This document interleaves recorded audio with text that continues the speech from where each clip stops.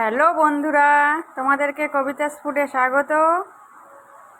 আজকে করব আমি ম্যাঙ্গো জুস।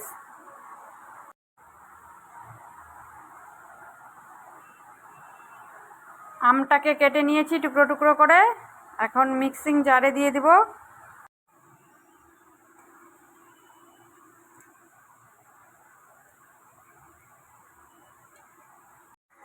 আমি এখানে 2-3 চামচ চিনি দিয়ে দিচ্ছি।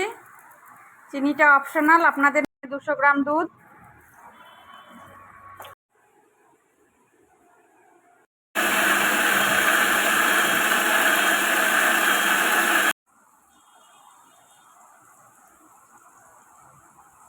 আমার আমের জুস করা হয়ে গেছে, মিক্সিং জার থেকে বের করে নেব।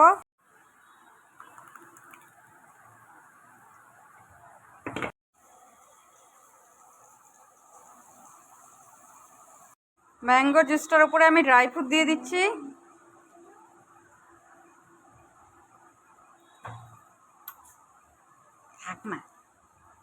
Mango milk shake ready.